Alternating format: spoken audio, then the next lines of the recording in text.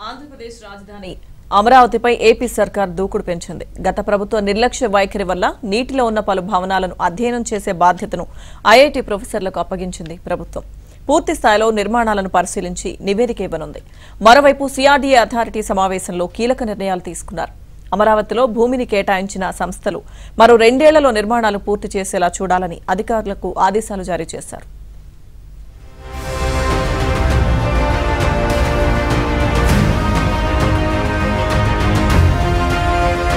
YCP పాలనలో నిర్లక్ష్యానికి గురైన అమరావతి నిర్మాణానికి అడుగులు మొదలయ్యాయి.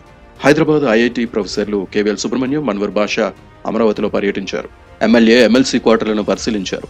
భవనాల ప్రస్తుత స్థితి, నిలిచి ఉన్న వర్షపు నీటి ప్రభావం, నిర్మాణ సామాగ్రి తాజా స్థితిని అంచనా వేయాల్సి ఉందని పేర్కొన్నారు. పూర్తిగా పరిశీలించిన తర్వాత ప్రభుత్వానికి సిఆర్డీఏకి నివేదిక అందించనున్నారు. అయితే ఈ నివేదిక ఎప్పటిలోగా ఇస్తామనే దానిపై మాత్రం ఐఐటీ ప్రొఫెసర్లు క్లారిటీ ఇవ్వలేదు.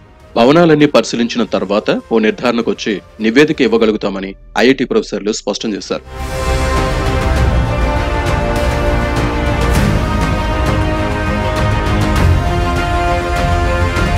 ఇదిలా ఉంటే సచివాలయ భవనాలు, జీఏడీ భవనం, రాఫ్ట్ ఫౌండేషన్ పటిష్టతను చెన్నై ఐఐటీ బృందం శనివారం పరిశీలించనుంది.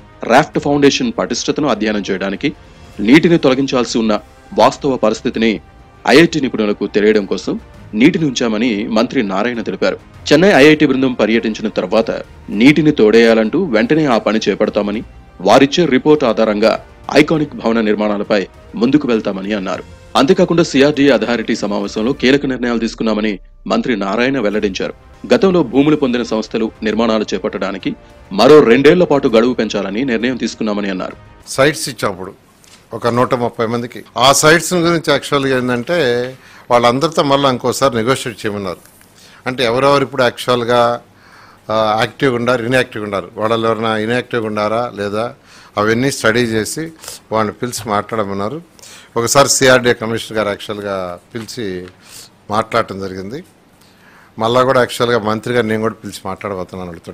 తర్వాత ఇంకా కూడా ఏదన్నా బిట్స్విల్ అని అలాంటి ఆర్గనైజేషన్స్ ఏదైతే ఉన్నాయో వాటిలన్నిటి కూడా ఇన్వైట్ చేసి వాళ్ళతో డిస్కస్ చేయమని యాక్చువల్గా చెప్పడం జరిగింది. మరోవైపు రాజధాని రైతులకు ఇచ్చే కౌలు గడువును మరో 5 ఏళ్ల పాటు పెంచాలని, అమరావతి పేరుతో పెన్షన్ ఇవ్వాలని నిర్ణయం తీసుకున్నట్లు మంత్రి తెలిపారు. దేశంలో టాప్ 10 కాలేజీలు, స్కూల్స్, ఆసుపత్రులు అమరావతిలో ఏర్పాటు కావాలని, దానికి అనుగుణంగా నిర్ణయాలు తీసుకోవాలని సీఎం చంద్రబాబు సూచించారని అన్నారు.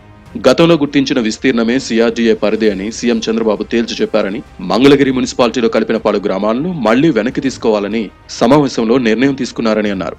బాపట్ల, పల్నాడు అథారిటీలను అలానే ఉంచి రాజధాని పరిధిలోకి వచ్చే భూములు వెనక్కి తీసుకోవాలని నిర్ణయించామని అన్నారు. వైసీపీ ప్రభుత్వం కుట్రపూరితంగా తెచ్చిన R5 జోన్ విషయంలో న్యాయపరమైన చిక్కులున్నందున దానిపై న్యాయ నిపుణులతో చర్చించాలని సీఎం చంద్రబాబు ఆదేశించారని అన్నారు.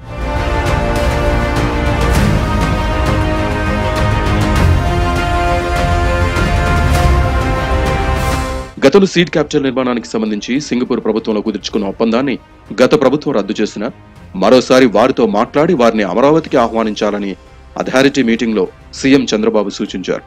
దీంతో ఆ దిశగా చర్యలుంటాయని మంత్రి నారాయణ స్పష్టం చేశారు.